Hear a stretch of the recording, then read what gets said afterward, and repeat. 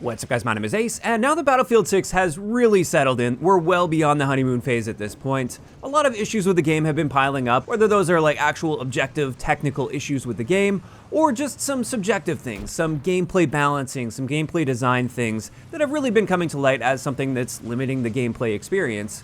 And just yesterday, the devs announced that they're bringing back Battlefield Labs, and they're going to be testing a bunch of things, and they gave us some details on elements they're going to be testing, and then they mentioned some vague things as well. So I figured this would be a good time to not only cover what they've covered here, but also provide a little bit more feedback that I have for how I would like to see the game improve over time.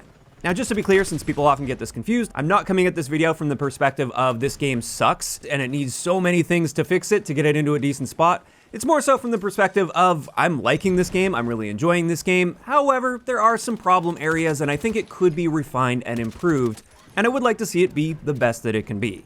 So let's start this off with the updates we got from the devs and some of the things that they are going to be testing in Battlefield Labs, and therefore we should be expecting some improvements at least down the road after they get tested in Battlefield Labs. The first thing is audio footstep updates that improve distance perception, surface definition, and enemy audibility. And this is excellent, especially on the RedSec side of things. For multiplayer, I've generally had a good experience hearing enemy footsteps. I feel like more often than not, I'm hearing them at the appropriate distance, and I can tell where that enemy is quite precisely through sound alone. But in saying that, it hasn't been flawless all the time, and then especially on the RedSec side of things, where I would argue that footsteps are even more important since you've only got that one life, or arguably two with your respawn.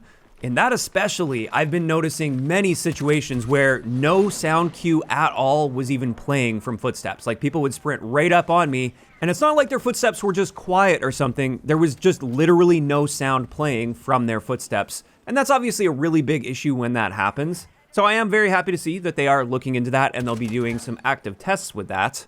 And even though it wasn't mentioned here, I hope that also includes audio from vehicles. Again, especially on the RedSec side of things, I've had situations where tanks will roll pretty much right up on me and I don't hear them until they're very, very close to me. Or in other cases, I can hear the vehicle, but it sounds like it's in a completely different location from where it actually is located. And that's obviously really frustrating as well. Something like a tank, you should be able to hear and pinpoint its exact location from pretty far away. Not only from a realism standpoint, but also a gameplay balance standpoint. I mean, you're gonna have to rely on those audio cues at least to some degree to make sure that you're positioning yourself appropriately to cut off lines of sight to that tank. And you can't always have eyes on it, so sometimes you do need to rely on your ears, and you just can't do that in the game's current state. So that's the first big one they'll be testing. The next thing that I'm very excited to see is they'll be testing networking and hit registration refinements. And they're going to be aiming for more consistent interactions and better responsiveness during close quarters and high intensity combat. And this is another big issue that I'm sure many of us have all experienced.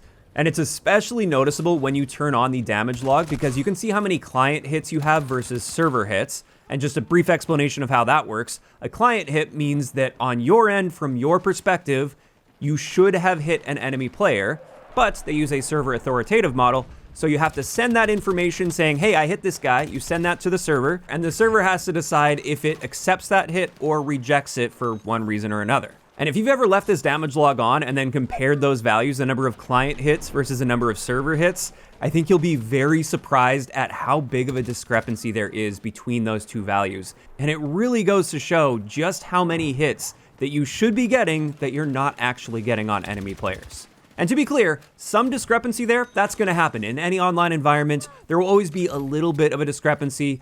Hits will get rejected for the right reasons many times, like if you are dead according to the server, but that information just hasn't reached your client yet, then yeah, it's not going to accept any damage that you're dealing because it has already deemed that you are dead. Situations like that, that's okay, but situations where you're just shooting a guy and he runs around a corner and gets away, and then you look and see that several of those shots should have hit but didn't, especially when you're on a very good ping, that's more of an issue. So I'm glad to see they're going to be testing some refinements there, and I really hope we see some very noticeable improvements out of that. And then finally, this is where they get a little bit vague. They just mentioned broader adjustments across key combat systems that influence all experiences, evaluated through focused labs testing. So this could mean a very wide variety of things, and I think that's a good segue into just a list of some feedback that I have for the game, some things that I think are issues, or at least things that I think could be refined and it would improve the gameplay if they did refine these areas. Some of this is going to be subjective, and if you disagree, that's totally fine. I'd love to know why in the comments down below. And also, it's obviously not a comprehensive list of like every issue I have with the game. It's just sort of a handful of the bigger things that come to mind that I feel have a fairly big impact on my experience with the game. But the first thing I've got here is how they handle self-spotting and muzzles. For those that missed my video, when the game first came out, I broke all this down. If you're using any muzzle attachment that isn't a flash hider or suppressor, when you fire your gun, you not only appear on the minimap, which is totally fine in my eyes, you also self-spot yourself in the world. Meaning a diamond appears above your character model's head for any enemy that has a line of sight on you. Basically, a big target saying, "I'm over here, shoot me," appears above your head. And like I said, the only way to get rid of that is to use a flash hider where it will eliminate the in-world spotting, but you'll still show up on the minimap. Or you can use a suppressor, which will hide both of those. Unless you're within 15 meters of an enemy player, then you will show up on the minimap for firing your gun, just for those enemies within 15 meters, although you will still never have that 3D spotting above your head just for firing your gun. In my eyes, having that 3D spotting just for firing your gun is terrible gameplay balance, especially with the way that they've currently handled it. It makes it so using a flash hider or a suppressor is an absolute crutch, and not using it will significantly harm your gameplay performance. I would love to branch out and use some of the other muzzles, but I refuse to, because anytime I've tried it, I immediately perform significantly worse because people are seeing me and reacting to me so much faster, and it just makes it that much more difficult to fight back against them when they know exactly where you are because you have a little target above your head. Now, in saying that, I get what they were going for there because those attachments help a lot with recoil relative to suppressors or the flash hider. I just think the approach of having that 3D spotting is way overkill on that, and I think there are other options here that could achieve a similar effect without being nearly as punishing as it currently is. The first one being the duration that your diamond appears on the minimap for enemy players.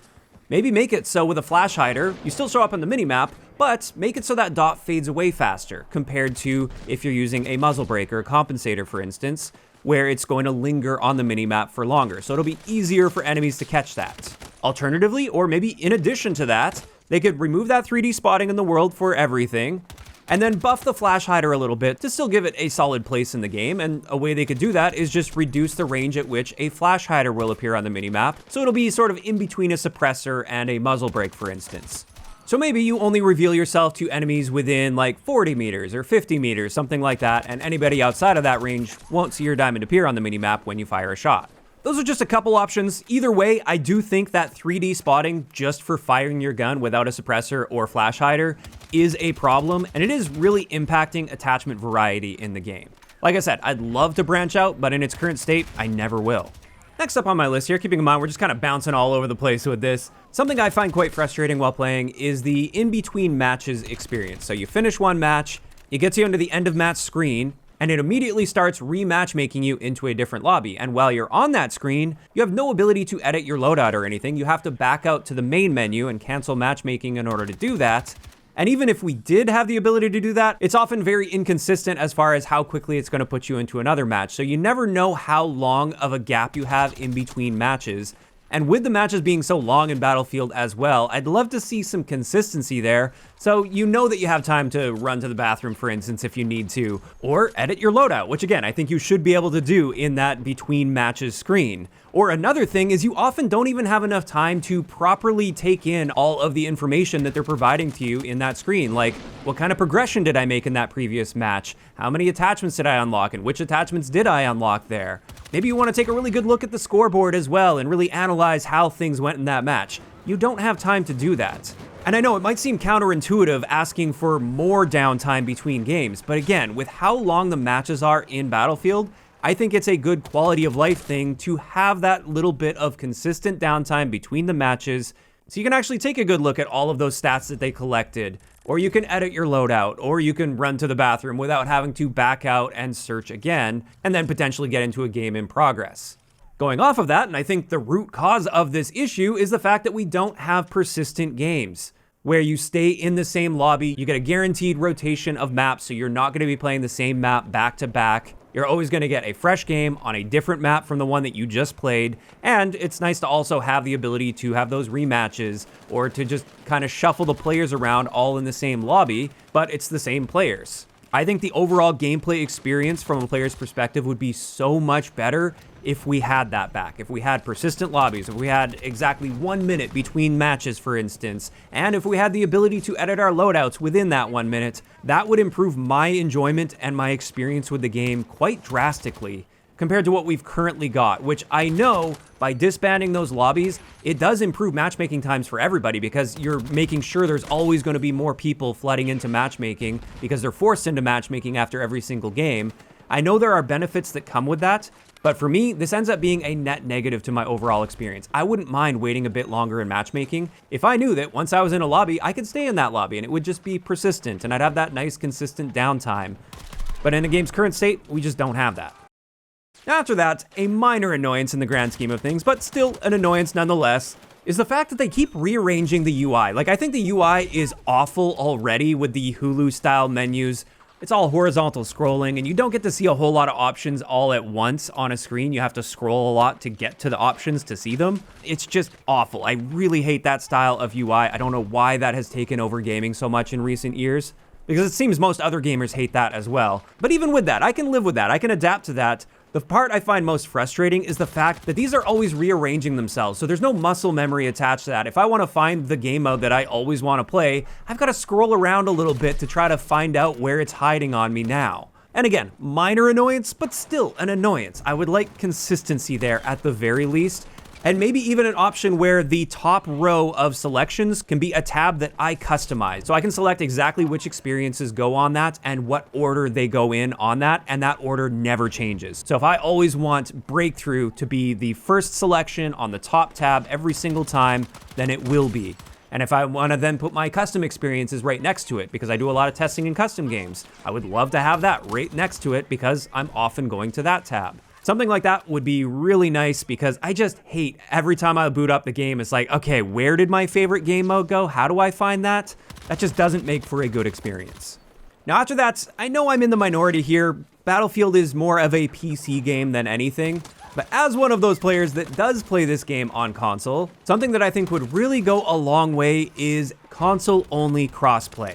This is something many other games are doing, and it's great because it provides console players the ability to stick with other console players that tend to have pretty similar hardware limitations, and it provides a much larger player pool than just limiting it to your one specific platform only.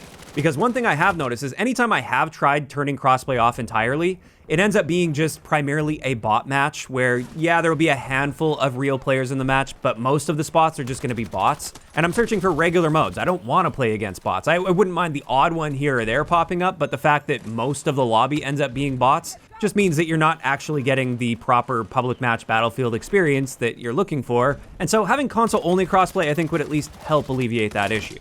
And then one final thing I've got here on my short list of feedback. It's obviously not an exhaustive list of everything, but just some things that were really fresh in my mind. This is the rangefinder. I really don't like this attachment in the game because I feel like it just killed what sniping has always been. Traditionally, with sniping in Battlefield, a big part of that is knowing your ranges and either zeroing your scope manually to compensate for that, or knowing how much you need to hold over depending on the range and what your scope is currently zeroed at. With the rangefinder, it just eliminates all of that. Because especially with certain button mappings combined with it, you're basically just pointing and shooting, and you might need to lead a little bit if the target is moving at a really long range, but it just takes so much of what made sniping in the past. It eliminated an entire thought process that used to go into sniping and used to be very important to sniping. And I don't like what it's done to the playstyle in general. Like, you might argue, well, if you don't like it, don't use it. And I have stopped using it entirely because I did find that it just didn't feel like proper sniping anymore. But even outside of that, I just don't like what it's done in general to sniping. Running into a really good sniper that was consistently picking you off, that used to come with a certain amount of respect for them to be able to do that consistently. But now that they don't even have to think about one of the most important variables of sniping while doing that, it just waters it all down. And I genuinely think it has harmed sniping in general quite a bit in this game. If it were up to me, I would much rather see the rangefinder just always giving you a real-time readout of your exact distance to your point of aim at any given time, to help assist you with knowing what your holdover should be in that given scenario without having to ping it first or estimate the distance by eyeballing it. Now, that opinion might be a little bit controversial, but I genuinely think it has taken away so much from the sniper playstyle.